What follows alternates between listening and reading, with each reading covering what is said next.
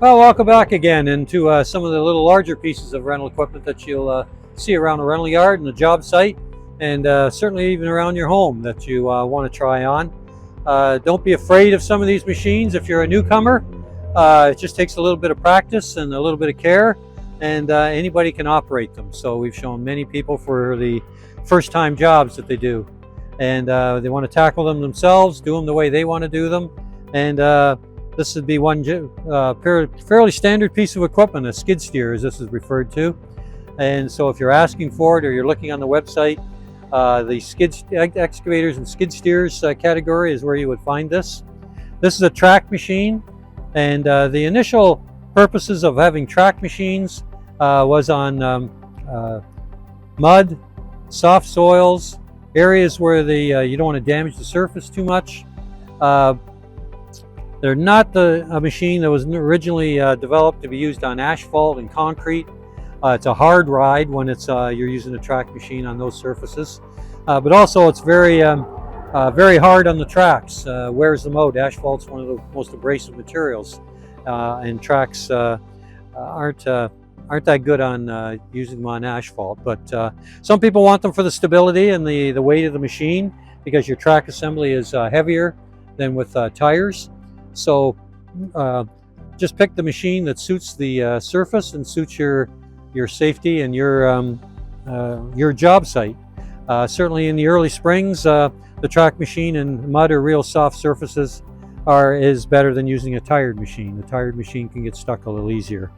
But in the winter time, a machine with tires is probably something that's preferred. It's quicker, it's easier to turn, and that may be an easier machine to use. And if it's dry soils and dry areas, a tired machine is just fine. As far as costs go, a track machine is always going to cost you more to use than a tired machine. But then again, you won't have to worry about flats when you get into a track machine either. Now, this machine here is about a 72-inch wide bucket. This would be terrific for doing any kind of landscaping, loading stone, soil, going into a big pile, picking it up and loading it or taking it somewhere, backfilling around the house after you've done a waterproofing job and you want to backfill, as opposed to maybe using the excavator that you would have to dig it. You might find the skid steer a lot quicker as far as labor goes, and that's something consideration to have if you are paying people to do certain jobs, and even if you're getting the machine, make sure you consider the fact of the cost of labor is the quickest way to do the job, and that may be of concern. Now, this particular machine has a cab on it. Sometimes all year round machines have cabs on them, sometimes just in the winter, obviously to keep the heat in. The machines now come air conditioned, heated, radios, heated seats. There's a lot of different options, not that they're necessary, but this is what comes in a lot of the machines now. So in the summer, sometimes some machines won't have doors on them, just for the sake that it's a little more comfortable even with an open air cab. And especially if you're doing a job site where you've got a lot of workers around and you need to yell instructions or any of that kind of thing, consider that, whether you want a machine with a cab on it. One thing to remember, and the biggest thing to remember if you have a cab door on your machine, is don't have the door open and lift up the arm and rip the door off. It's done many times in the season by different people or contractors, so don't leave your door open.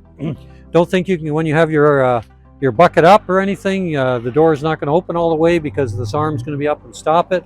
So also be aware and get instruction on how to open the door. It's just a simple lever. Some people see these red hinge levers on the side. These are for panic. In case there's something happens, you can pull those levers down and you can get the door glass out. But if you take them out and you lose the pieces, you're not going to get the glass or the door back on. So bear in mind and take a few minutes to understand how to open your door and how to close the door.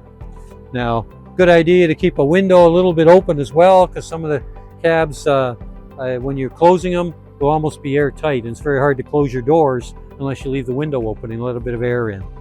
Now,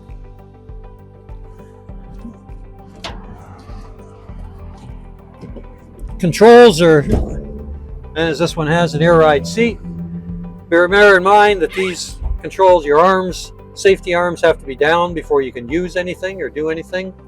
Joystick controls, one operates the bucket up and down and dumping of the bucket, and the other one will operate your drive, your tracks. The nice advantage of the joystick controls now is that you just point your joystick what direction you want to go, and the machine will do the forward and back with either the tires or the tracks, and make it an easier ride and make things smoother when you're turning and everything. So you don't have to worry about thinking about that yourself to pull one back, one forward. You're just pushing one forward, and it's going to do those things for you. Everything's automatic. You can you'll have again a safety control security code to put into the machine, and you get that from your rental operator. They're changed frequently, so that you'll have access to the machine. You'll have to put that code in before you can access doing anything, any of the controls or anything with the machine. And run at full throttle when you're operating. Remember that the engine isn't running a transmission or anything. They're running hydraulic pumps. So unless the pumps are running at full speed, even if you're going slow, you don't have power. So you got to run the machines when you start digging and using it at full throttle so that you have enough power to do the job you want to do. Obviously there's windshield wipers in the rain, there's fans for cooling inside, and the other thing, like we said, is make sure your door is solid and closed when you slam it closed. Other than that, you do have the foot pedal is usually just on the floor like a car, and you can have that as well and use it. It's dual. There's a knob up on top that you can set the foot throttle full speed all the time, or you can use a throttle on the floor, a gas pedal, so to speak, on the floor to increase or decrease your speed, just like you would in a vehicle.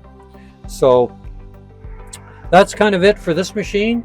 Bear in mind that there's smaller, narrower buckets to try and get into smaller areas. If you have to take a fence panel out or something, measure it and make sure you know what size width machine you're getting. And also, as with all machines, check your height. Make sure if you're going underneath an overhang, or you're going near reef troughs, or you're going some other structure, that you're not going to hit the top. Don't think that you're going to drive these through carports and open-ended garages that you can drive through without checking your height.